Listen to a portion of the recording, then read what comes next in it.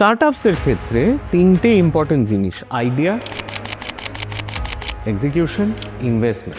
দুর্বল আইডিয়া আমি দেখেছি ভালো এক্সিকিউশনে বেঁচে গেছে। আমরা সবসময় দোষ দিই হচ্ছে মার্কেটকে, মার্কেট ঠিক ছিল না বা টাইমিং ঠিক হয়নি। সেগুলো তো এক্সটার্নাল ফ্যাক্টর।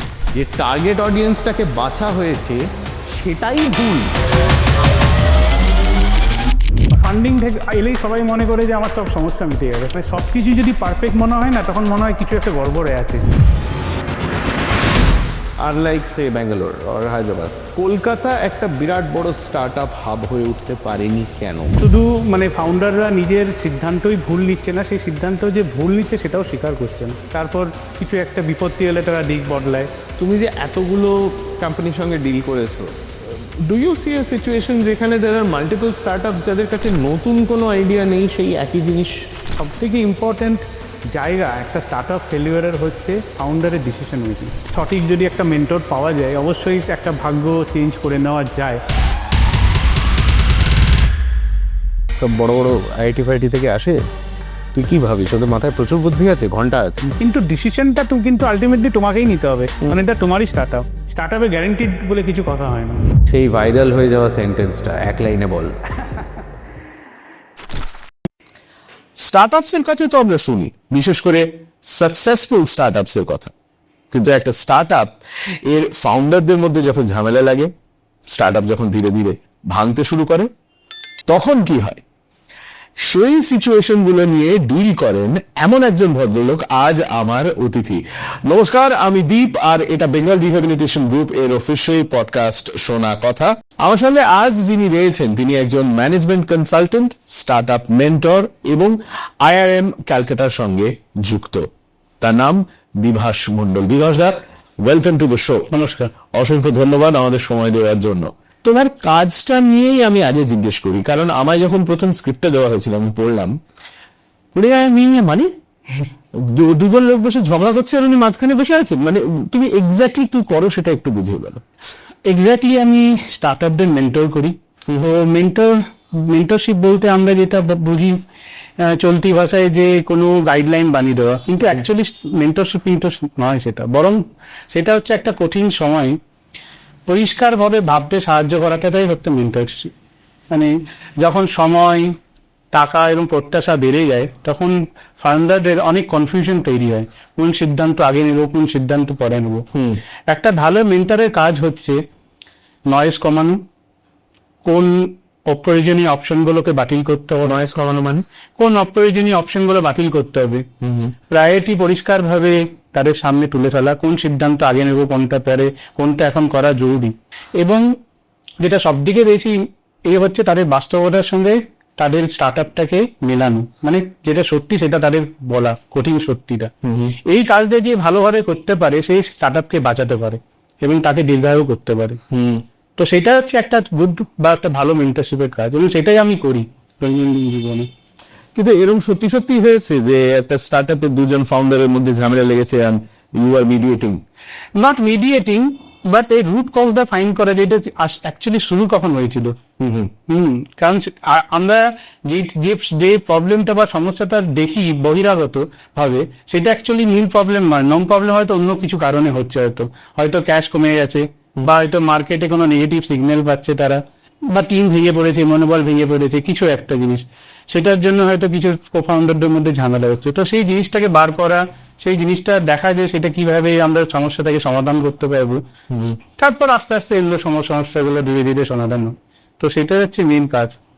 আচ্ছা, যারা একটা নতুন startup, they get a mentor like you, let's say, সাধারণভাবে মনে হয় যে তারা হয়তো they'll get a lot of helpful advice, get a lot of tips. But from your experience dealing with multiple startups, তোমার কি মনে হয় নতুন স্টার্টআপে সব থেকে বেশি কোন কথাগুলো শোনা দরকার? একটা স্টার্টআপ যেমন আমার কাছে প্রথম আসে, তারা অবশ্যই প্রথমে শুনতে চাই যে হ্যাঁ আমার আইডিয়াটা খুব ভালো, একটু রানিয়ে পেলে একটু ভালো আনার স্টার্টআপটা দীর্ঘায়ু হবে, that may not necessarily be, সেটা তারা শুনতে চায়। কিন্তু সেটা অ্যাকচুয়ালি তাদের শোনার দরকার নয়। তাদের শোনার দরকার হচ্ছে যে তুমি যে সিদ্ধান্তটা নিচ্ছ বা যে কাজটা করছো সেটা কি ঠিক, তোমার কোন অংশে তোমার এখন গাফিলতি মনে হচ্ছে যে কাজ করা উচিত। তুমি যে সিদ্ধান্তটা নিচ্ছ সেটা তুমি কি বদলাতে পারবে? যে মার্কেটে যে যেটা দরকার সেটার সঙ্গে তুমি কি পাল্লা দিয়ে তোমার সিদ্ধান্তগুলোকে বদলাতে পারবে? তোমার কি যে ভুল সিদ্ধান্তগুলো নিচ্ছ যেটার উপর তুমি এখন বেশি সময় স্পেন্ড করছো, সেই সময়টা কি তুমি অন্য কোথাও দিতে পারবে? সেই ভুল সিদ্ধান্তটাকে আবার তুমি কি অন্যভাবে দেখে অন্যভাবে পরিকল্পনা করে সেই ভুল সিদ্ধান্তটাকে তুমি নিজের দোষ হিসেবে বেসিক্যালি তুমি নিয়ে অন্যভাবে অন্য পথে নিয়ে যাবে? মানে তোমার এন্ড গোলটা তোমার কাছে পরিষ্কার, রাইট? তোমার কাছে থাকতে হবে, কিন্তু তোমার পথ বদলাবে, প্রশ্ন বদলাবে, কিন্তু তুমি কি অন্য দিশায় যেতে পারবে? তো এটাই একটা মেন্টর হিসাবে আমার প্রথম কাজ থেকে স্টার্ট আপদের এই জিনিসগুলো ক্লিয়ার করা। আচ্ছা, এই যে মেন্টরিং এর ব্যাপারটা, এটা কি স্টার্টআপ ডিসাইডস যে we will take on a mentor, মানে এটা কি তারা সিদ্ধান্তটা নেয় and then they approach you? হ্যাঁ, অবশ্যই ম্যাক্সিমাম ক্ষেত্রে দেখা যায় যে এটা স্টার্ট আপ থেকেই আসে।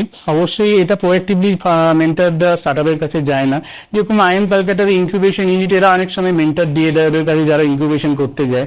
অনেক ক্ষেত্রে স্টার্ট আপরা বোঝে যে হ্যাঁ একটু দেরি হয়ে গেছে, আমার কোনো সিদ্ধান্ত একটা কি ভুল হয়ে গেছে, আমরা একটা অন্য দিশা হারিয়ে ফেলেছি, আমাদের ব্যাংকে বেশি ক্যাশ নেই, কি করবো এবারে? তো বিভিন্ন কারণে জর্জরিত হয়ে তারা তখন মেন্টরদের কাছে যায়।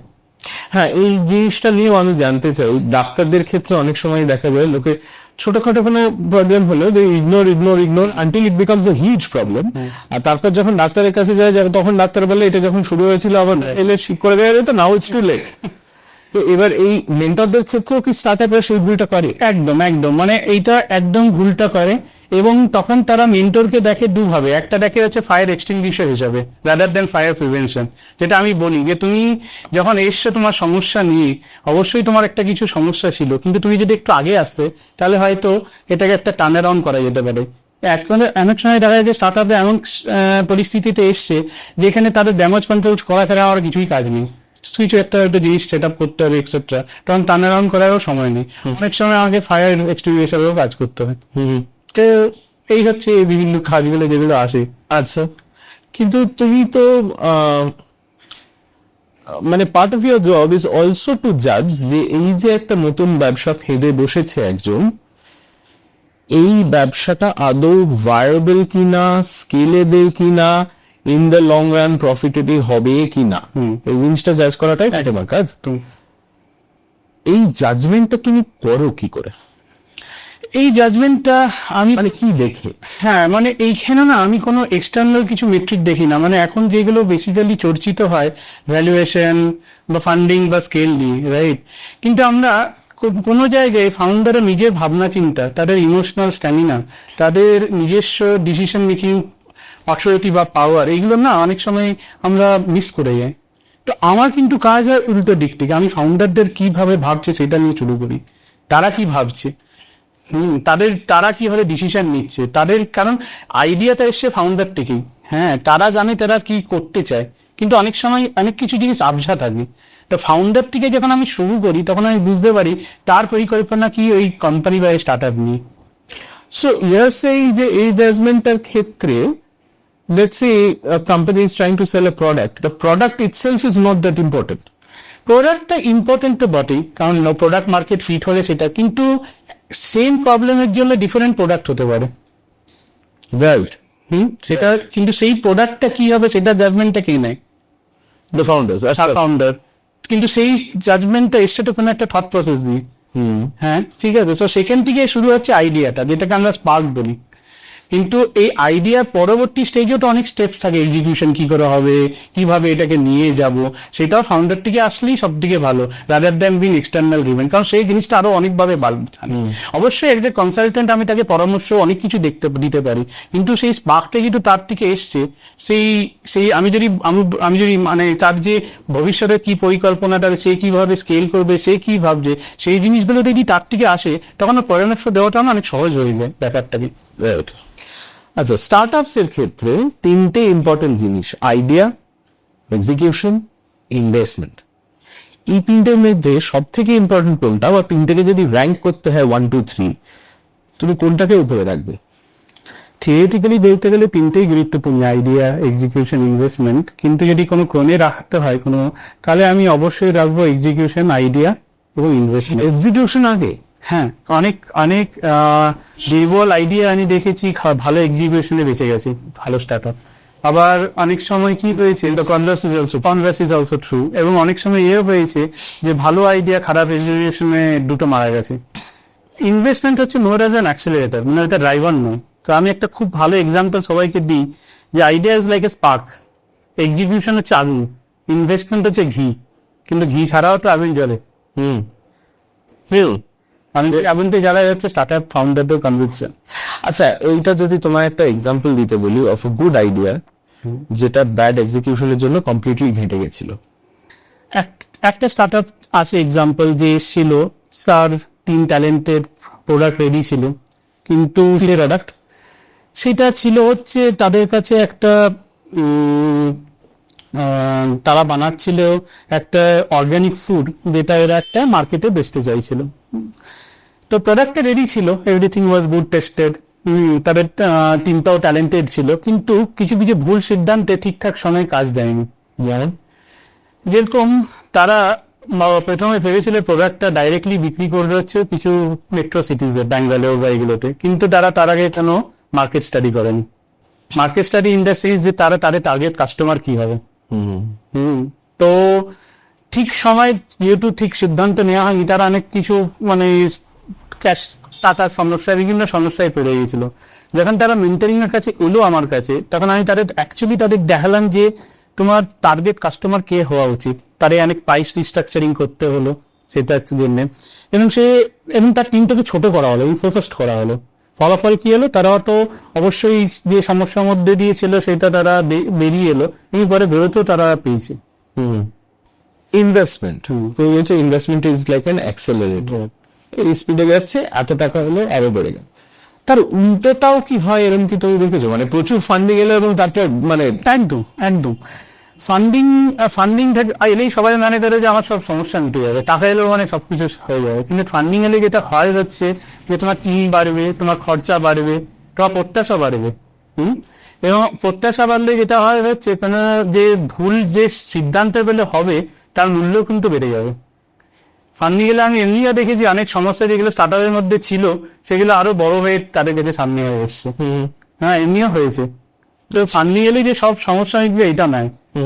ফান্ডিং বললাম, ফান্ডিং হচ্ছে ঘিয়ের মতন, ঘি তোমাকে আগুন, কিন্তু ফান্ডিং ছাড়াও অনেক সময় যেটা তোমাকে ধরে রাখবে হচ্ছে তোমার ফাউন্ডারের কনভিকশন, যে তোমার আস্থা আছে নাকি তুমি যেটা করছো। আর সেটার জন্য দরকার হচ্ছে তুমি কতটা স্পষ্ট, যে তুমি কি করতে চাও, তুমি কতটা অনেস্ট তোমার আইডিয়া নিয়ে, সেটা হচ্ছে খুব ইম্পর্টেন্ট। ইনফ্যাক্ট ব্যবসা বাড়াটা আপাত দৃষ্টিতে মনে হয় গুড নিউজ। আমি আমার একজন বন্ধুর এক্সাম্পল থেকেই বুঝেছিলাম। তার একটা ব্যবসা ছিল, সে কম্পিউটার্স বিক্রি করতো, ঠিক আছে। এবারে দোকান ফিজিক্যাল সেলস হচ্ছে, তো সে ভাবলো যে আচ্ছা আমি I will move to online sales also বলে সে তোমার, আমি নামটা বলছি না, but India's biggest online shopping platform, তার সঙ্গে রেজিস্টার করলো। ঠিক আছে, তার 6 মাস পরে আমার কথা হচ্ছে, আমি ফোন করেছি একদিন, কিরে কি অবস্থা? আর বলিস না গুরু, মারা যাচ্ছি। কেন? সে আমায় অ্যাকচুয়ালি বললো যে ওই যে আমি অনলাইন সেলের জন্য রেজিস্টার করেছিলাম, তাতে ভালো যেটা হয়েছে সেটা হচ্ছে my business has gone to 10x, মানে এর আগে যদি x থাকতো এখন তার পুরো 10 গুণ ব্যবসা করছি আমি। সমস্যাটা হচ্ছে 10x বিজনেস করতে হলে যে পরিমাণ ব্যাকএন্ডটা দরকার আমার তো সেটা নেই, আমার অত বড় গোডাউন নেই, আমার অত স্টাফ নেই, আমার অত মানে ম্যান পাওয়ারই নেই। বলছে তার ফলে কি হচ্ছে, 14 ঘন্টা দিনে আমি অফিসে বসে ল্যাপটপ নিয়ে এক্সেল শিটে সব নিজে করে যাচ্ছি। এইটাও একটা সমস্যা, ব্যবসা হুড় করে বেড়ে গেলে।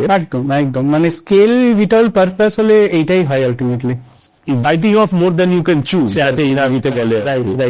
আচ্ছা, আমি আমার ব্যক্তিগত একটা একটু জেনে নিই, সেটা হচ্ছে স্টার্টআপস এর ক্ষেত্রে ইনভেস্টমেন্টের জন্য অ্যাপ্রোচ করতে গেলে অনেক সময় আমি এই কথাটা শুনি, pitch deck. What is a pitch deck? Pitch deck হচ্ছে তার যে কোনো স্টার্টআপ তার অর্গানাইজেশনের ব্যাপারে বলে, তার আইডিয়ার ব্যাপারে বলে, তার পরিকল্পনা কি সেই আইডিয়াগুলোর ব্যাপারে। এটা কি একটা ডকুমেন্ট? একটা ডকুমেন্ট, সেটা ওয়ার্ডেও হতে পারে, প্রেজেন্টেশন ফরম্যাটেও হতে পারে, যেটা সে একটা ডকুমেন্ট একটা। পিচ ডেকটা হচ্ছে বেসিক্যালি এই আইডিয়াটাকে সংক্ষিপ্তভাবে কোনো ইনভেস্টর বা কোনো স্টেক হোল্ডারের কাছে প্রেজেন্ট করা, যে আইডিয়াটাকে বুঝবে, আর্টিকুলেট করে সেটাকে বোঝানো। অবশ্যই পিচ ডেকটা সবসময় একটা বানানো হয়েছে একটা ইমপ্রেশন বিল্ডিং এক্সারসাইজ হিসেবে, যে আমি এই করতে আমার এই স্টার্ট আপটা এটা, এই আইডিয়াটা এটা। কিন্তু আমি একটা পিচ ডেককে দেখি একটা ট্রাস্ট বিল্ডিং এক্সারসাইজ হিসেবে। মানে তুমি যে একটা পিচ করছো কিছু, সেটা আরেকটাও মানে উপায় হচ্ছে তুমি কিভাবে তোমার ট্রাস্টটা ইনভেস্টর বা অন্য স্টেক হোল্ডারের সঙ্গে বানাচ্ছ। তাই জন্য যখন কেউ পিচ করে, আমি যখন পিচ ডেক তারা আমাকে প্রেজেন্ট করে, আমি এটাও জাজ করি, আমি যে এই যে অন্য অপর মানুষটা বা ফাউন্ডারটা যে পিচ করে তাকেও আমি জাজ করি। কিভাবে জাজ করি? সো অবশ্যই আমি দেখি যে তার কতটা ক্ল্যারিটি আছে তার আইডিয়ার উপর।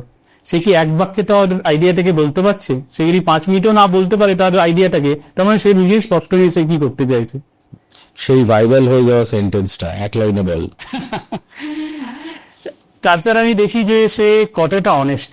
মানে সবকিছু যদি পারফেক্ট মনে হয় না, তখন মনে হয় কিছু একটা গড়বড়ে আছে। হ্যাঁ, সে যদি বলে যে আমি একটা এখানে অসুবিধা ফেস করছি, তার মানে তাও একটু বিশ্বাসযোগ্য জায়গায় আছে সে। নেক্সট আমি যেটা দেখি হচ্ছে যে তাদের মধ্যে যে তাদের বডি ল্যাঙ্গুয়েজ, সেটা খুব ইম্পর্টেন্ট। আমি যখন তাকে কিছু প্রশ্ন করছি, সে সেই কোশ্চেনটাকে কি ঘুরিয়ে দিচ্ছে, না সেটাতে সে কিছু অসুবিধা ফেস করছে। আর লাস্ট যেটা আমি দেখি হচ্ছে, যেটা খুব আন্ডাররেটেড হচ্ছে ভাইব। আচ্ছা, এর সময় কি আমি 5 বছর ঝগড়া কাটে চালিয়ে দিতে পারবো? দুঃখের সময় বা কঠিনের সময় কি আমি পাশে থাকতে পারবো? সেটা হচ্ছে অলমোস্ট লাইক আ ম্যারেজ। অবশ্যই বাবা, প্রফেশনাল ম্যারেজ। আচ্ছা, কিন্তু এই যে এত স্টার্টআপস, মানে যেটা মনে হয় হওয়া উচিত সেটা হচ্ছে every startup should have a new idea or address a gap in the market, যে এই জিনিসটা নেই, এটা আমি দেব এই জিনিস। কিন্তু তুমি যে এতগুলো কোম্পানির সঙ্গে ডিল করেছো, do you see a situation যেখানে there are multiple startups যাদের কাছে নতুন কোনো আইডিয়া নেই, সেই একই জিনিস সবাই করে যাচ্ছে? একদম একদম, এই ট্রেনটা এখন খুব বেড়ে গেছে, কারণ এখন এআই এসেছে, ক্লাইমেট টেক হট আছে, স্যাস হচ্ছে স্কেলেবল, ঠিক আছে? তো এগুলো হচ্ছে ফাউন্ডার বাই ট্রেন, যেটাকে আমরা বলি। মানে এগুলো কনভিকশন থেকে ক্যালকুলেশনে বেশি চলে, ঠিক আছে? আচ্ছা, হ্যাঁ, মানে এদের মানে যখনই মার্কেট একটু ঠান্ডা হয়ে যায়, তখন এরা একটু আগেও হারিয়ে ফেলে। তারপর কিছু একটা বিপত্তি এলে তারা দিক বদলায়, এবং তারা আইডিয়া নয় ভ্যালুয়েশনের কাছে বেশি মানে ছুটে বেড়ায়, ঠিক আছে? তো এইগুলো একটা মানে কনভিকশনহীন স্টার্টআপ বলতে পারেন। মানে একটা খুব স্ট্রং কোর নেই একটা, রাইট? এবার এই ধরনের জিনিস যদি চলতে থাকে in the long run, is that harmful for everyone? অবশ্যই এটা একটা বিশাল হার্মফুল। কারণ এতে কি হবে, কি অনেক স্টার্টআপ হবে, স্কেল করবে, কিন্তু দীর্ঘায়ু হবে না। ইনোভেশন বাড়বে না, পারবে হচ্ছে ইমিটেশনটা বেশি বেড়ে যাবে। হ্যাঁ, এটা ইনোভেটিভ হওয়াটা why is it important? Innovative হওয়াটা অবশ্যই ইম্পর্টেন্ট নয় তো, সেটাই তো আমি বলছি যে এত স্টার্টআপ হয়ে গিয়ে ওরা ইনোভেটিভনেস টানতে গেলে তারা সেটা ইমিটেশন করবে একে একে অপারেট সলিউশন গুলো। হ্যাঁ, আমি সেটা জিজ্ঞেস করছি যে ইনোভেটিভ হওয়াটা ইম্পর্টেন্ট কেন? ইনোভেটিভ হওয়াটা এই জন্যই ইম্পর্টেন্ট কারণ ইনোভেশনটা তোমাকে একটা দিক দেখায়। এবার ইনোভেশনের একটা ব্যাপার আছে, ইনোভেশনকে আমরা খুব জটিল ভাবে দেখি। ইনোভেশন আমরা ভাবি যে নতুন কিছু করা, কিন্তু এটা ইনোভেশনটা উল্টো দিকে হতে পারে, পুরোনো জিনিসকে নতুন ভাবে করা বা নতুন জিনিসকে পুরোনো ভাবে করা। এই দিকগুলো আমরা দেখি না, ঠিক আছে? তো ইনোভেশনের একটা বিশাল জটিল, আমরা বিভিন্ন কিছু দিয়ে এটাকে বোঝানোর চেষ্টা করি, ঠিক আছে? আমি ইনোভেশনটাকে ওরকম ভাবে বোঝাই। আচ্ছা, ঠিক আছে, রিয়েলিটির সঙ্গে বা কন্টেম্পোরারি এর সঙ্গে তুমি কতটা খাপ খাওয়াতে যাচ্ছে মার্কেটের সাথে, সেটাকেই তুমি ইনোভেশন ভিডিও তুমি বলতে পারো। Right. When startups fail, unfortunately, I'm sure a lot of them do. তাই তো? মানে একটা অ্যাভারেজ যদি করতে হয়, যে কারণগুলো তুমি দেখো, what are the biggest reasons for a startup failing? আমরা দেখুন মানে টপ 3 reasons যদি আমি বলি। স্টার্টআপের ফেলিওরও অনেক রিজন থাকতে পারে, অবশ্যই সেগুলো টিমের লেভেলে হতে পারে, বা একটা ইনভেস্টমেন্ট কিছু একটা ভুল হয়ে গেছে, বা সময় একটা দিক ঠিকঠাক যায়নি। কিন্তু আমার যেটা সবথেকে মনে হয়, যেটা সবথেকে ইম্পর্টেন্ট জায়গা একটা স্টার্টআপ ফেলিয়ারের হচ্ছে ফাউন্ডারের ডিসিশন মেকিং। যদি আমি দেখি ফর এক্সাম্পল ভুল প্রোডাক্ট, তার মানে কি ফাউন্ডারের ভুল প্রায়োরিটি ছিল, মার্কেট বহুকে ভুলভাবে পেরা মানে তার অনুমান ঠিক ছিল না, টিম ভেঙে যাওয়া মানে তার লিডারশিপ ফেলিওর হয়েছে। তো এই ডিসিশন মেকিংটা খুব ক্রিটিক্যাল, কিন্তু এটা আমরা মিস করে যাই সবসময়। আমরা সবসময় দোষ দিয়ে হচ্ছে মার্কেটকে, মার্কেট ঠিক ছিল না বা টাইমিং ঠিক হয়নি, সেগুলো তো এক্সটার্নাল ফ্যাক্টর, কিন্তু আমার কোম্পানির ভিতর কি গাফিলতি ছিল সেগুলো তো আমায় দেখতে। আর সেই গাফিলতির কারণ আলটিমেটলি কি, কারণ সবকিছুরই এফেক্ট, মানে decision making impacts everything within the organisation. যেরকম আমরা ডিসিশন মেকিং আমাদের পার্সোনাল জীবনে একটা ইম্প্যাক্ট করে, সেরকম প্রফেশনাল জীবনেও তাই। তো ওই ডিসিশন মেকিংটা কিন্তু একটা কোর জিনিস, যেখান থেকে সব গাফিলতি সবকিছুই ওখান থেকেই তৈরি হচ্ছে। গাফিলতি বলুন, সাকসেসই বলুন বা ফেলিওরই বলুন। আচ্ছা, যে জিনিসটা তুমি বললে, আমি একটা ছোট্ট এক্সাম্পল দিই, এই failing to read the market. হ্যাঁ, অ্যাগেন আমি নাম বলছি না, তবে একটি খুব পপুলার রেডিও নেটওয়ার্ক, তারা একটা নতুন রেডিও স্টেশন খুলবে, একটা নতুন এফএম স্টেশন ইন ব্যাঙ্গালোর।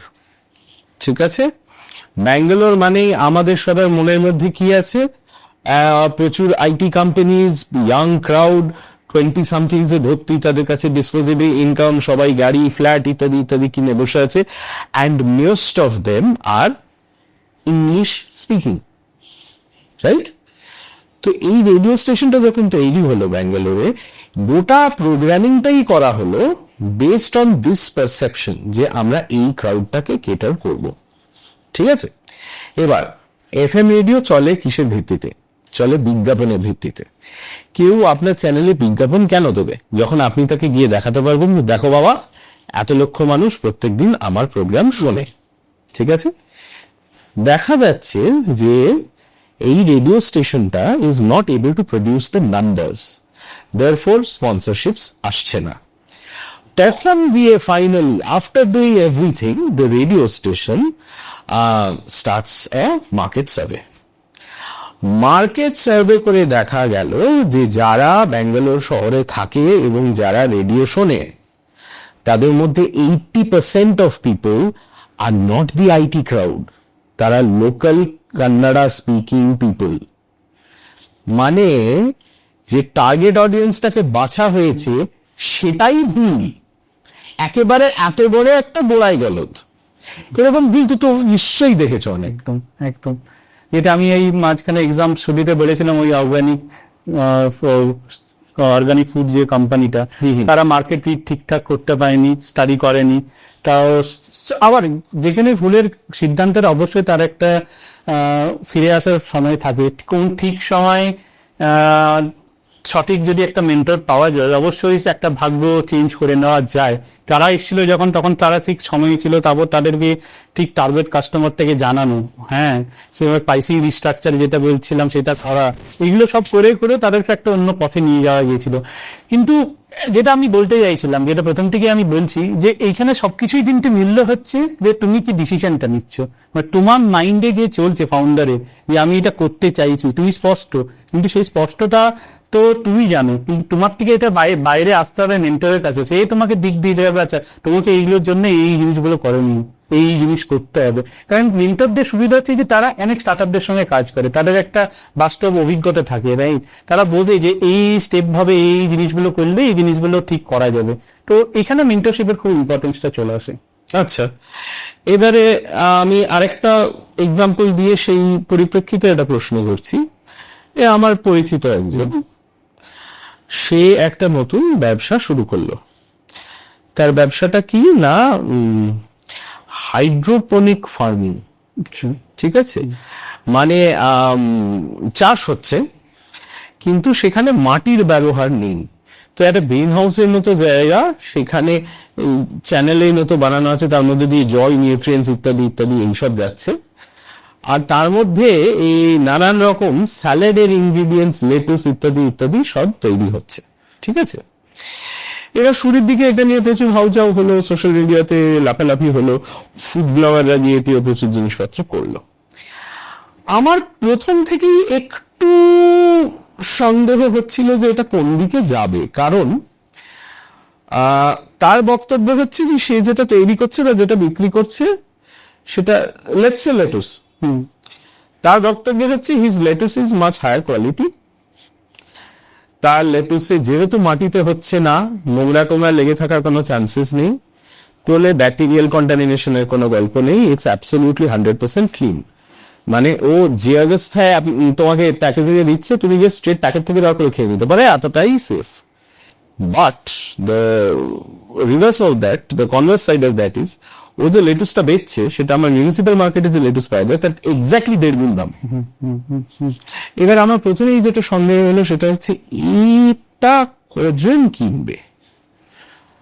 হ্যাঁ, এটা তখন আমি শুনলাম যে না, তার টার্গেট হচ্ছে ইন্ডিভিজুয়াল বায়ার্স নয়, তার টার্গেট হচ্ছে ইনস্টিটিউশনাল বায়ার্স, মানে সে 5 স্টার ইত্যাদি দিয়ে সাপ্লাই করবে।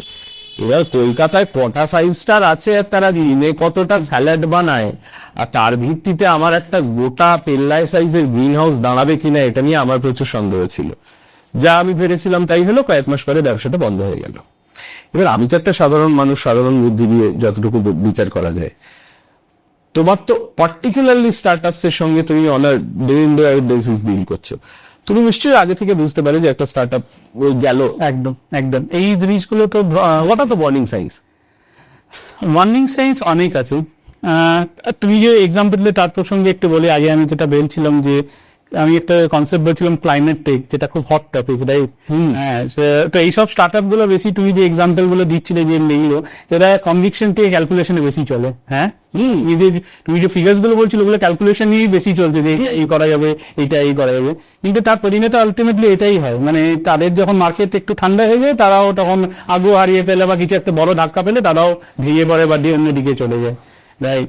সেরকম মানে এইখানে যে ওয়ার্নিং সায়েন্স গুলো যেগুলো আলটিমেটলি দেখা যায় হচ্ছে যে অবশ্যই মানে শুধু মানে ফাউন্ডাররা নিজের সিদ্ধান্তই ভুল নিচ্ছে না, সেই সিদ্ধান্ত যে ভুল নিচ্ছে সেটাও স্বীকার করছে না। মানে তারা যে একটা সিদ্ধান্ত নিচ্ছে তার যে কি এফেক্ট হচ্ছে সেগুলো তারা তখন আর মানে দেখছে না, মানে ওই সিদ্ধান্তটা এই সময় ঠিক হচ্ছে না ভুল সিদ্ধান্ত সেটা তারা নিচ্ছে না। একটা মেন্টর যাকে তাকে তখন কাকে বলছি না তোমাকে এইটা নেওয়া যায়, সেই কান মাথা বন্ধ করে জাস্ট নিজের কনভিকশন চলছে, ভাবছে সেটাই ঠিক। সেটা একটা ভুল, একটা অবশ্যই ওয়ার্নিং সিগন্যাল। দ্বিতীয় একটা ওয়ার্নিং সিগন্যাল হচ্ছে সে সবসময় ব্লেম করে। ব্লেম মানে কাকে? মার্কেটকে ব্লেম করে, তো মার্কেটটা ঠিক ছিল না, টিমকে ব্লেম করে, টিমটা ঠিক ছিল না, বা আচ্ছা ইনভেস্টমেন্টটা ঠিক সময় আসেনি, বা ইনভেস্টাররা চাপ দিচ্ছিল। তো এইগুলো একটা একটা ওয়ার্নিং সিগন্যাল বেরিয়ে নিজের ভুল বলে নিজের রেজাল্টটা দেখতে পাচ্ছে না। আচ্ছা, এই ধরনের একটা স্টার্টআপ যখন when it breaks up, সব থেকে বেড়ে ধাক্কাটা কে খায়? ফাউন্ডার না যারা ইনভেস্ট করেছিল তারা? দুজনেই কষ্ট পায়, কিন্তু একটা ইনভেস্টরের কাছে একটা ইনভেস্টমেন্ট হচ্ছে মোর অ্যাজ একটা লাইন আইটেম পোর্টফোলিওতে, কিন্তু একটা ফাউন্ডারের কাছে তার স্টার্টআপটা তার একটা বলতে পারে একটা পরিচয়পত্র, তার কাছে সেইটা তার স্বপ্ন, তার বিশ্বাস। কিন্তু একটা স্টার্টআপ যখন ভেঙে যায় সব থেকে আত্মবিশ্বাস হারায় কিন্তু ফাউন্ডার হয়। তাদের কাছে এই স্টার্টআপটা তারা দেখে তাদের একটা পরিচিতি হিসাবে, তারা অনেক সময় আমি এমনিও দেখেছি যে তারা নিজের মূল্য হারিয়ে ফেলে একটা। তো এটা একটা বিশাল মানে তাদের একটা তাদের কাছে অনেকটা খেয়ে নেয় ভেতরে ভেতরে। তো এটা একটা খুব জটিল জায়গা যেখানে একটা অবশ্যই, কিন্তু এটাকেও অনেক ভাগে এটাকে আমরা দেখেছি যে যদি ইকোসিস্টেমটা ঠিকভাবে ডেভেলপ করা যায় তাহলে তাদেরকে একটা সুযোগ দেওয়া যেতে পারে। তো এটা একটা ব্যাপার আছে। আচ্ছা, এইবার একটা প্রশ্ন যেটা কিছুতেই এড়িয়ে যাওয়া যায় না, সেটা হচ্ছে যে আনলাইক সে ব্যাঙ্গালোর আর হায়দ্রাবাদ, কলকাতা একটা বিরাট বড় স্টার্টআপ হাব হয়ে উঠতে পারেনি কেন? বাঙালিদের কি মানসিকতার প্রবলেম আছে? এটা কারণ একটা নয়, এটা অনেকটা একটা সিস্টেমিক কারণ আছে। ক্যাপিটাল তো একটা ইস্যু বটে, সেটা একটা কিন্তু মূল কারণ নয়, কারণ টাকাটা বাইরের থেকেও আসতে পারে, কিন্তু সেটা টিকে থাকে না। রিস্ক তো থেকে যায়, পার্সোনাল একটা রিস্ক আছেই, কিন্তু সেটাও আবার ব্যক্তিগত নয়, এটাও সামাজিকভাবে মানে চাকানো। ফর এক্সাম্পল আমি যদি বলি একটা সোশ্যাল প্রেশার অবশ্যই আমাদের বাঙালি সমাজে থাকে, হচ্ছে যে প্রথমে একটা চাকরি কর, একটু স্টেবল হয়ে যায়, তারপর ভাববি, বা ব্যবসা করলে তোর মান সম্মানের হানি হতে পারে। তো এই জিনিসগুলো তো আছেই একটা এগুলো। তো এইগুলোকে মানে এখানে কালচারটা এমন হয়ে গেছে যে চাকরি মানে স্টার্টআপকে দেখা যাচ্ছে মানে চাকরি একটা হচ্ছে স্টার্টআপের একটা মানে একটা জাস্ট একটা অপশন, মানে স্টার্টআপ হচ্ছে জাস্ট অ্যান অপশন আফটার চাকরি, দ্যাট দ্যান ইন্ট্রোটা নয়।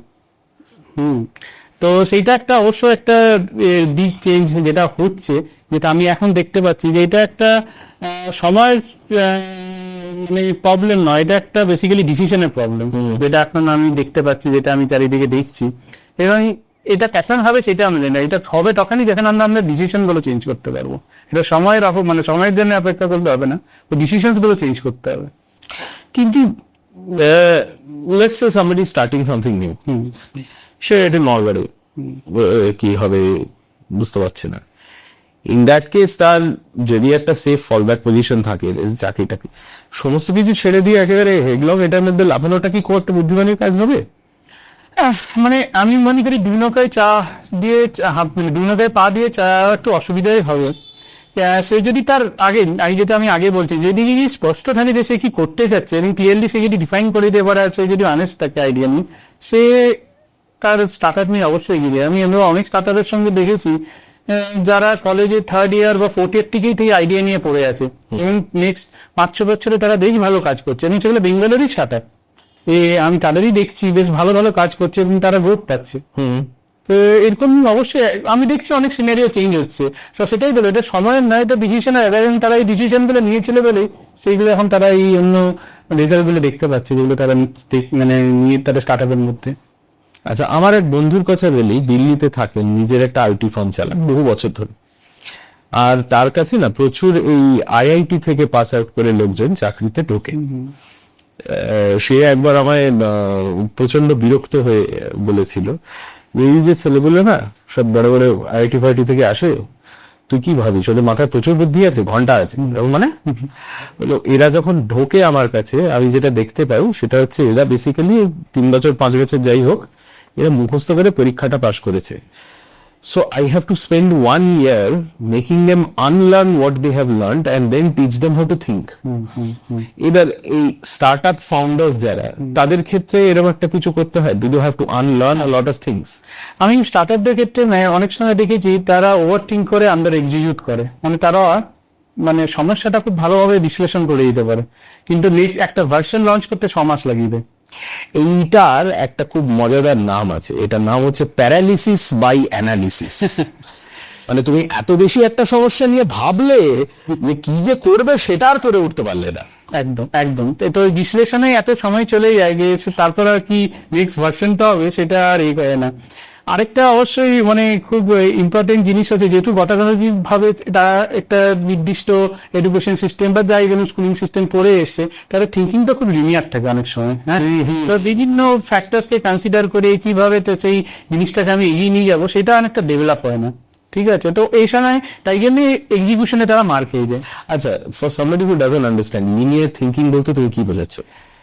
লিনিয়ার থিঙ্কিং বলতে আমি যেটা বোঝাচ্ছি হচ্ছে যে আমি একটা ভাবে ডিসিশন নিচ্ছি, হ্যাঁ সেই ডিসিশনের অনেক রকম এফেক্ট হতে পারে। ফর এক্সাম্পল তার ফার্স্ট লেভেল একটা ভাবো, আমি একটা এক্সাম্পল দিয়ে বলি। ফর এক্সাম্পল আমি যদি ভাবো একটা ডিসিশন নিলাম যে আমি এই মার্কেটে ঢুকবো এই স্টার্টআপটা নিয়ে, ঠিক আছে। এবারে এই মার্কেটে যে আমি ঢুকবো, সেই মার্কেটে ঢোকার জন্য আমাকে অনেক কিছু জিনিস ভাবতে হবে যে ওই মার্কেটটা কি, ঠিক আছে, আমার টার্গেট কাস্টমার কারা হবে, ঠিক আছে, সেই টার্গেট কাস্টমারদের আমি কিভাবে রিচ আউট করবো, হ্যাঁ, এবং আরো অনেক মার্কেটিং এক্সেট্রা থাকবে, আমি টিম কি করে বানাবো।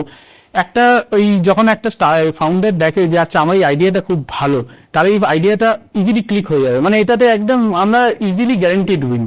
স্টার্টআপে গ্যারান্টিড বলে কিছু কথা হয় না, সবসময় তুমি কিছু না কিছু ধাক্কা খেতেই থাকবে। সেই জিনিসগুলো তারা অনেক কিছু জিনিস তারা তাদের মানে থিঙ্কিং বা থট প্রসেসে আনে না, তো তখন সেটা একটা লিনিয়ার থিঙ্কিং নিয়ে রয়ে যাচ্ছে। ঠিক আছে, আচ্ছা, কিন্তু অ্যাজ ওয়েল এজ এত বড় একটা রিস্ক নিচ্ছে with new startup with new idea, a lot of them will fail. ফেলিয়ারের পর ফিরে আসাটা কতটা সহজ বা কতটা কঠিন? ফেলিওরের পর সত্যি কথা বলতে কি আমরা যতই বলি আমাদের ইকোসিস্টেমটা কিন্তু অতটা পরিণত হয়নি যেখানে ফেলিওরকে এজ এ লার্নিং দেখে, ফেলিওরকে সবসময় একটা লেভেল হিসেবেই দেখে। আমি যেটা দেখেছি গেল মানে গেল, হ্যাঁ, মানে ইকোসিস্টেমটা এমন ভাবে তৈরি আছে, মানে একজন যদি ফেল করে যায় তার তাকে নিয়ে একটা রিস্ক ফ্যাক্টর রয়ে যায়, তো যদি আরেকটা স্টার্টআপ নিয়ে আসে তার ইনভেস্টর দেখবে আছে একটা রিস্ক ফ্যাক্টর রয়ে যাচ্ছে।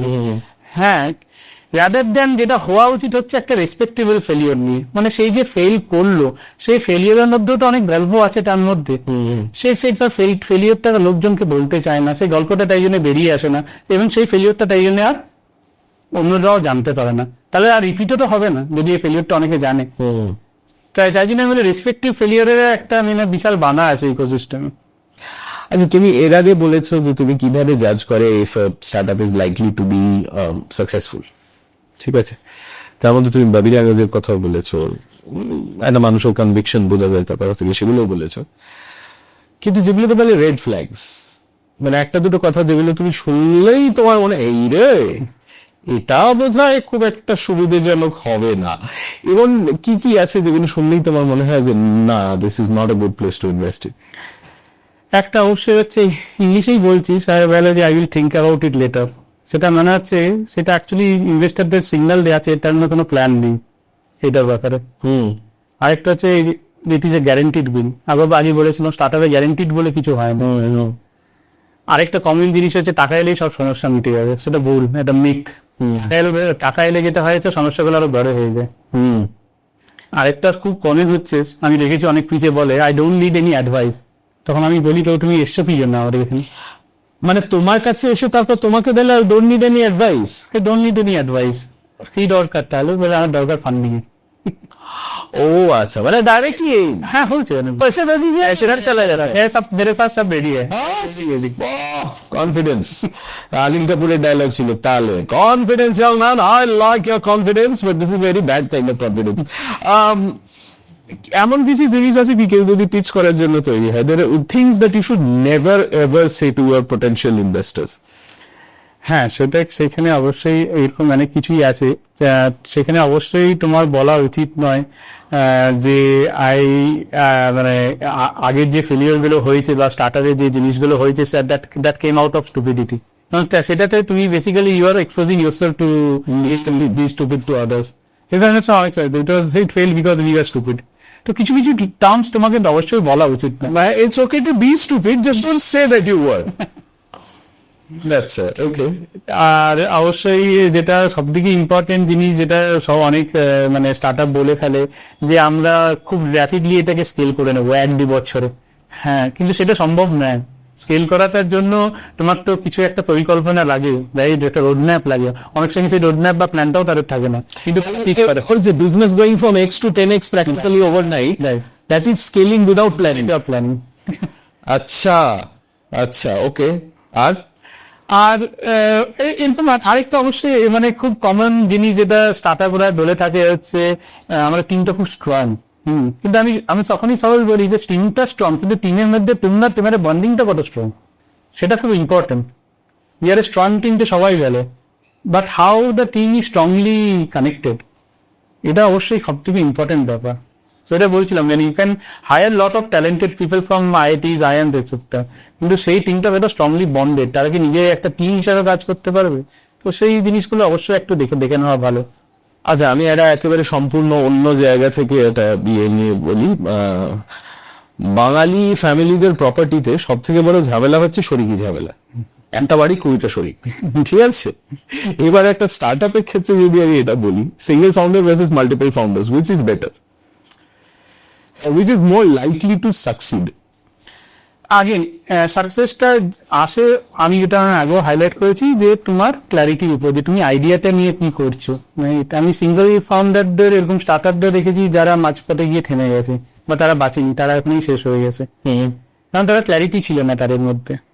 আবার মাল্টিপল ফাউন্ডার্সে এটা থাকে যে তারা একসঙ্গে অনেক ফাউন্ডার্সের মধ্যে নিজেদের মধ্যে পারে অনেক সমস্যা দেখা যায়, অনেক কিছু জিনিসের ডিসিশন মেকিং অসুবিধা। এটা ছোট্ট এক্সাম্পল দিই, ইউটিউবে যাতে ব্লগারদের দেখি আমরা, তারা কিন্তু বলতে গেলে একটা টাইপের সিঙ্গেল ফাউন্ডারই ম্যাক্সিমাম সময়। হ্যাঁ, কিন্তু তারা অনেক সময় থাকে যারা অনেক ব্লগ চলে না, আবার অনেক সময় থাকে মাল্টিপল ফাউন্ডার থাকে ব্লগ কিন্তু চলে যাচ্ছে। চলছে কি জন্য? কন্টেন্ট। আবার কন্টেন্টটা বানাচ্ছে কি হয় সবাই মিলে একসঙ্গে বা একজন কেউ, কিন্তু তারা একটা জিনিসে ঠিক, যারা কন্টেন্টে কিন্তু রেডি থাকে, ফাইনালাইজ থাকে এই কন্টেন্টেই যাবে, যেটা ইউটিউবে যাবে। অ্যাবসলিউটলি। তো সেখানে স্পষ্টতাটা খুব ইম্পর্টেন্ট। তো এইটা আমি সবাইকে এই সিম্পল এক্সাম্পলটা দিয়ে বোঝাই যে it is either not single or multiple founders. এটা ইম্পর্টেন্ট হচ্ছে যে তুই কি করতে চাইছো সেটার মধ্যে দৃঢ়তা আছে বা স্থিরতা আছে নাকি, সেটা সিঙ্গেল হতে পারে মাল্টিপল হতে পারে, এটার মধ্যে নীলবন্ধনটা আছে নাকি ওই জিনিসে। আচ্ছা, IIL ইনকিউবেশন পার্কের ব্যাপারে তুমি একটু বলো, তুমি এটার সঙ্গে অ্যাসোসিয়েটেড। এই ইনকিউবেশন পার্ক ঢুকে বললে একটা স্টার্টআপে কি সত্যি লাভ হয়? IIM ক্যালকাটা ইনোভেশন পার্ক অবশ্যই একটা নাম করা সংস্থা ইনকিউবেশনের, কিন্তু যেটা সবাই ভুল করে যে এখানে আমরা ঢুকে ফেললেই ওরা বলে আমরা সাফল্যের যেন একটা টেস্ট পাবো, কিন্তু সেটা ভুল। আয়ন ইনোভেশন পার্ক যেটা করে হচ্ছে তারা কিছু কিছু জিনিস তোমাকে শক্ত করে তোলে। কিভাবে? এক হচ্ছে ডিসিপ্লিন এবং এক্সিকিউশনে, মানে তোমার যে আইডিয়াটা আছে সেটাকে একটা বিজনেস মডেলে রূপান্তরে তার সুযোগ দেয়। তোমাকে একটা এক্সপোজার দেয়। হ্যাঁ, তোমার যে ভুল সিদ্ধান্তগুলো যে যে জায়গায় হয়েছে সেগুলো তোমাকে আয়না দিয়ে দেখিয়ে দেয়। এবং লাস্ট হচ্ছে তোমাকে একটা অ্যাক্সেস দেয়। অ্যাক্সেস কোথায় দেয় না, একটা মেন্টরদের অবশ্যই আছে। তারপর তোমার আছে হচ্ছে বিভিন্ন নেটওয়ার্ক, বিভিন্ন বিনিয়োগকারী যারা তোমার স্টার্ট আপে ইনভেস্ট করবে। তো এইগুলো তোমাকে একটা দেয়, তাই তো। কিন্তু ডিসিশনটা কিন্তু আলটিমেটলি তোমাকেই নিতে হবে, এটা তোমারই স্টার্ট আপ। তো তোমার কাছে ইনকিউবেশনটা মোর অ্যাজ এ সহযোগী রাদার দ্যান লাইফ সাপোর্ট। তো তোমাকে কি প্রশ্নটা প্রথমে করতে হবে ইনকিউবেশনে ঢোকে, যদি ইনকিউবেশনটা না থাকতো আমার স্টার্ট আপটা কি থাকতো? আচ্ছা, ঠিক আছে। তো এই প্রশ্নটা তোমাকে নিজের উত্তর করতে হবে, কিন্তু এই জিনিসগুলো কিন্তু আয়ন ভেলভেট ইনোভেশন পার্ক ভালো করে দেখিয়ে দেয়। ঠিক কতটা বুস্ট করতে পারে একটা ব্যবসাকে এই ধরনের? অবশ্যই অবশ্যই অনেকটা বুস্ট করে। আয়ন ভেলভেট ইনোভেশন পার্ক থেকে অনেক ভালো ভালো ব্যবসাও বেরিয়েছে। মেন্টারিং, অ্যাক্সেস, এগুলো তো অবশ্যই ইম্পর্টেন্ট, কিন্তু সব থেকে ইম্পর্টেন্ট যেটা হচ্ছে তোমার দৃঢ়তা, তোমার আইডিয়ার উপর তুমি কি করতে চাও, তুমি ভুলটিকে শিখতে চাও কিনা, তুমি সিদ্ধান্তগুলো যেগুলো বলা হচ্ছে সেগুলো তুমি নিজে বিবেচনা করে তুমি মাথা খুলে কান খুলে তুমি সেগুলো শুনতে চাও কিনা। এবং সব থেকে যেটা ইম্পর্টেন্ট দেখার হচ্ছে যে ইনকিউবেশন ঢুকলেই মনে হয় যে আমি এখনই টাকা পেয়ে যাবো, অবশ্যই নয়। তুমি ইনকিউবেশনে টাকা যখনই পারো যখন তুমি একটা সার্টেন স্টেজে পৌঁছে যাবে, যখন তোমার মধ্যে দেখবে ইনভেস্টার যে এই ক্যাপাবিলিটি বা এই টিমটা আছে যেটা দিয়ে ইনভেস্টার ওইটা একটা ইনভেস্ট করতে পারবে। তো সেইটা একটা বিষয় বলে। এটাতে অসুবিধা কি হয় যে স্টার্ট আপরা আসে, তারা ব্র্যান্ডিং এবং লোগোর উপরে ছুটে বেড়ায়, ক্যালকাটা ইনোভেশনের একটা ব্র্যান্ডিং পাচ্ছি, লোগো পাচ্ছি। তারা পিচ ডেকের উপর বেশি সময় টাইম স্পেন্ড করে রাদার দেন কাস্টমারের উপর। 6-7 মাস যায়, তারপর তাদেরকে তাদের বাস্তবতা হানা দেয়, আঘাত করে। আচ্ছা, কিন্তু তুমি কি এরকমও দেখো যে দের আর স্টার্ট আপস যারা একেবারেই নিজেদের ভূমিটা বুঝতেই পারছে না, আর ওরকম একটা ইনকিউবেশনে কিছু সঙ্গে অ্যাসোসিয়েটেড হওয়ার পর দেখা যায় এটা ভুল হচ্ছিল, এই ধরনের একটা রিয়াকশন এরকমও কি হয়? একদম একদম একদম অনেক সময় হয়েছে যে এরা ইনকিউবেশনে ঢুকেছে, তারা বিভিন্ন ইনকিউবেশনের প্রসেসের থ্রু দিয়ে গেছে, এবং পরে তারা বুঝতে হয়েছে যে না, মানসিকভাবে তারা এখনো ইনকিউবেশনের জন্য রেডি নয়। তবে এটাকে ফেলিওর হিসাবে দেখি না, তাদের কাছে তারা লার্নিং হিসাবে দেখি। তখন তারা বুঝতে পারে আচ্ছা আমাদের এই জায়গাগুলো কামটি হয়ে গেছে, তা আচ্ছা নেক্সট বার আমরা এই জিনিসগুলো করে আবার আসবো। আচ্ছা, কিন্তু এরকম একটা ইনকিউবেশনের সঙ্গে যখন একটা স্টার্ট আপ অ্যাসোসিয়েটেড হচ্ছে, একটা ডিপেন্ডেন্স তৈরি হওয়ার ভয় থেকে যায় না? হ্যাঁ, ডিপেন্ডেন্স তৈরি থাকার ভয় তখনই থাকবে যখন তুমি তোমার স্টার্ট আপের উপর আস্থা থাকবে না, তোমার কনভিকশনটা লুজ থাকবে। আমি যেটা বারবার হাইলাইট করছি যে incubation is more like a accelerator. হ্যাঁ, যে তোমাকে কিছু কিছু জায়গায় হেল্প করবে বা সাহায্য করবে টু অ্যাক্সেলারেট, কিন্তু ড্রাইভার নয়। ড্রাইভার কিন্তু তুমি। তোমার ডিসিশন দায়িত্বপ্রাপ্ত তোমাকেই নিতে হবে। যা ভুল করবে, যা ঠিক করবে, সব দায়িত্ব কিন্তু তোমারই। রাইট। আচ্ছা, এইরকম একটা ইনকিউবেশন প্রোগ্রাম যেমন রয়েছে, যখন একটা স্টার্ট আপ এরকম একটা প্রোগ্রামকে অ্যাপ্রোচ করছে ফর গাইডেন্স, তার কাছে কি কি জিনিস তৈরি থাকা উচিত? অবশ্যই যেটা প্রথমে তৈরি থাকা উচিত হচ্ছে স্পষ্টভাবে যে আমার আইডিয়াটা কি, সেটাকে আমি প্ল্যান বাক্যে বিশ্লেষণ করে বলতে পারছি, সেই স্পষ্টতাটা খুব ইম্পর্টেন্ট। নেক্সট হচ্ছে আমার আইডিয়া যেটা আছে সেটা কোন সমস্যাকে অ্যাকচুয়ালি সলভ করছে, সেই গল্পটা আমার কাছে পরিষ্কার থাকা উচিত। কোন সমস্যাটাকে আমি অ্যাকচুয়ালি সলভ করছি আমার আইডিয়া দিয়ে। সেকেন্ড, আরেকটা ইম্পর্টেন্ট জিনিস হচ্ছে যে আমার কাছে কি কোনো এমভিপি মানে মিনিমাম ভাইয়েবল প্রোডাক্ট যেটাকে আমি বলি, মানে আমার কাছে কি কোনো একটা ডেমো বা কোনো একটা প্রোডাক্টের মানে একটা কি বলবো একটা প্রোটোটাইপ কি রেডি আছে, বা আমি কি আগামী 1-2 বছরে আমার কোনো রোডম্যাপ কি অলরেডি তৈরি আছে, এরকম জিনিস কি আমার কাছে আছে, তাহলে সেটা আমার কাছে কিন্তু রেডি থাকতে হবে। আর সব থেকে ইম্পর্টেন্ট যেটা জিনিস হচ্ছে যে আমার কাছে কি ওই শেখার আগ্রহটা এখনো আছে। রাইট। আমি এখনো শিখতে আছি, আমি সেই পর্যায়ে আছি, তবেই কিন্তু ইনকিউবেশন তোমাকে হেল্প করবে অ্যাক্সেলারেট করার জন্য। তাহলে ইনকিউবেশনটা তোমাদেরকে সবসময় একটা দেখে মতোই হয়ে যাবে। রাইট। আচ্ছা, ওটা তোমার কোম্পানির প্রসঙ্গে আসি। অন্তর্পথ হচ্ছে তোমার কোম্পানির নাম। তোমরা এমন দুটো জিনিসের কথা বলো যেটা সাধারণত স্টার্ট আপস এর সঙ্গে খুব একটা কেউ অ্যাসোসিয়েট করে না, ইন্ট্রোস্পেকশন আর impact. So tell me more about that. আমার কোম্পানির নাম অন্তর্পথ ইম্প্যাক্ট কনসাল্টিং, এটা ইন্ডাস্ট্রিয়ালিয়ান কোম্পানি। তো নামটার পিছনে রাখার কারণ আমি ছিলাম যখন আমি আমার বাকি পার্টনারদের সঙ্গে এটা নিয়ে কথা বলি। তো আমি যেটা দেখেছি হচ্ছে যে স্টার্টআপে ইকোসিস্টেমে যেটা এখন সব থেকে বেশি চর্চিত হয় হচ্ছে অ্যারাউন্ড ফান্ডিং, ভ্যালুয়েশন স্কেল, এগুলো নিয়ে, যেগুলো হচ্ছে more of external driven factors. কিন্তু খুব কম দিয়ে জিনিস নিয়ে ফোকাস করা হচ্ছে যে আলটিমেটলি ফাউন্ডারের ক্ল্যারিটি কতটা, বা তার ইমোশনাল স্ট্যামিনা কি, তার ডিসিশন মেকিং এবিলিটি কতটা, ভ্যালু অ্যালাইনমেন্ট কতটা, এগুলো নিয়ে খুব কম আলোচিত হয়।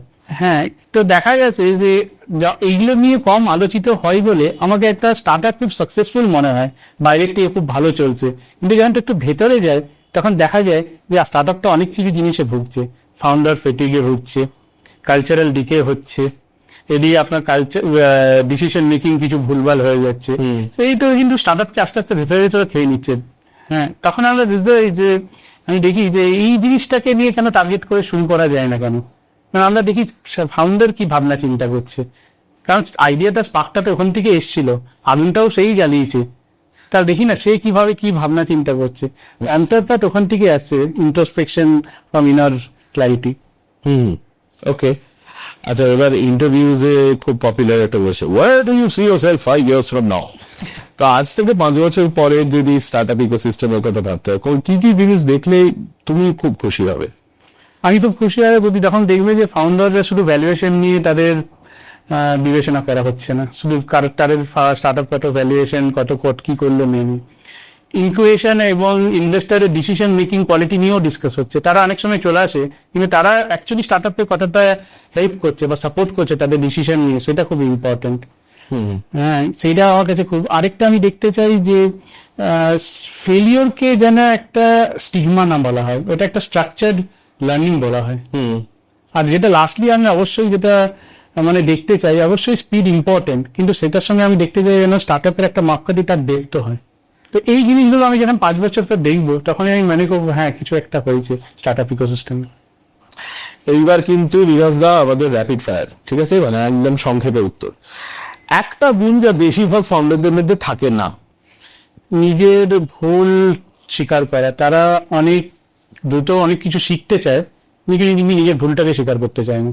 একই ভুল পরামর্শ দেওয়া সত্ত্বেও যদি ফাউন্ডাররা বারবার করে, কাস্টমারের চেয়ে নিজের আইডিয়াটা বেশি প্রেমে পড়ে যাওয়া, এটাতে কি হয় তাদের স্টার্টআপের অবনতিও শুরু হয়ে যায়, কারণ তারা বাস্তবের সঙ্গে মিল খেতে পারে না তাদের স্টার্টআপের আইডিয়াটাকে। বুটস্ট্র্যাপ না ফান্ডেড, কোনটা বেশি শক্ত ভাবনা চিন্তা করে তোলে? বুটস্ট্র্যাপ অবশ্যই, কারণ এখানে এক একটা সিদ্ধান্ত নিজের সময় আর পকেট থেকে দাম দিতে হয়। একটা রেড ফ্ল্যাগ যেটা দেখতে ছোট কিন্তু আসলে ততটা ছোট নয়? ফাউন্ডারদের নিজের ডিনায়াল, মানে এটাকে আমি বলি ইগো ড্রিভেন ডিনায়াল। তারা ভুল করেই যাবে ধারাবাহিকভাবে, কিন্তু সেটা স্বীকার করবে না, অপরন্ত ভুল সিদ্ধান্তকে বারবার রিপিট করে যাবে। ওকে, গ্রোথ না প্রফিট, কোনটা আগে? আমার কাছে ক্ল্যারিটি, কারণ ক্ল্যারিটি থাকলে গ্রোথ প্রফিট গুলো ঠিক সময় চলে আসবে। ওকে, এবার তোমার ব্যাপারে জিজ্ঞেস করি, আর ইউ মর্নিং পার্সন আর নাইট আউল? সকালে এক্সিকিউট, দিনে রাতে ভাবি। আচ্ছা, এই দিনেই চলবে আমি। আচ্ছা, বুকস, ওয়েব সিরিজ আর পডকাস্ট? অবশ্যই বুক, কারণ বুক বই পড়লে অনেকটা ভাবনা চিন্তা বাড়ে, শুধু কেবলমাত্র শুধু রিয়াক্ট করতে না, বই পড়লে অনেক কিছু জিনিস ভাবনা চিন্তা ধীরে ধীরে বাড়ে। বছরের পর বছর কাজ করতে গিয়ে তোমার কোন বিশ্বাসটা বদলেছে? ভাবতাম যে হার্ড ওয়ার্ক ইজ এভরিথিং, কিন্তু সময়ের পর দেখেছি যে right work plus right timing plus right execution is very important. আচ্ছা, do you plan your days or do you just let them unfold? কিছুটা প্ল্যান করি, কিন্তু বাকিটা একটু স্পেস রাখি আনফোল্ড করার জন্য। সব যে কন্ট্রোলে থাকবে এই ভ্রান্তিতে থাকি না। কাজের বাইরে তোমার কাছে একটা ভালো দিন মানে কি? একটা ভালো দিন যেখানে আমি শুধু নিজে প্রেজেন্ট থাকবো, নিজেকে আর কাউকে কিছু বলতে হবে না, সবকিছু জানি নিজেই আপনি চলে যাবে, কাউকে কিছু এক্সপ্লেন করতে হবে না। আচ্ছা, আর শেষ একটা প্রশ্ন করি, আজকের এই ডিসকাশনটা থেকে যদি কারোর মনে হয় যে সে তোমাকে অ্যাপ্রোচ করতে চায় ফর ইন্টারভিউ, সে কি করতে পারে? অবশ্যই আমাদের ওয়েবসাইট আছে অন্টোপাথ ইম্প্যাক্ট কনসাল্টিং, www.antopath.com, সেখানে সে এই করতে তারা সেখান থেকে আমাদের অর্গানাইজেশনকে অ্যাপ্রোচ করতে পারে। এমনিতে আমি নিজস্ব লিঙ্কডিনে বা এগুলোতে আর অবশ্যই আছে, সেখানে রিকোয়েস্ট পেজ, যেটা আমরা এখন সোশ্যাল মিডিয়া থ্রু দিয়ে করি। তো এইগুলো হচ্ছে মিডিয়াম, এগুলো দিয়ে থ্রু দিয়ে তারা আমাকে কানেক্ট করতে পারে, এবং আমি অবশ্যই তাদের সঙ্গে তাদের এই যে স্টার্টারের যে এটা স্টার্টার থেকে একটা ফেজ বলি, এটা যাত্রা বলি, এই যাত্রাতে তাদের সঙ্গে আমি অবশ্যই পার্টিসিপেট করার জন্য যতটা পারবো, যতটা যেভাবে করা যায় করতে আগ্রহী। বিকাশদাকে অসংখ্য ধন্যবাদ আমাদের এতটা সময় দেওয়ার জন্য। আমাদের আজকের অতিথি ছিলেন management consultant, start up mentor Bibhas Mondal, আর আপনি দেখছিলেন বেঙ্গল রিহ্যাবিলিটেশন গ্রুপের অফিসিয়াল পডকাস্ট শোনা কথা। পরের এপিসোডে এরকমই আরেকজন গেস্টকে নিয়ে ফিরে আসবো। ততদিন ভালো থাকবেন, সুস্থ থাকবেন, আর অফকোর্স ভালো গল্পে ডুবে থাকবেন। নমস্কার।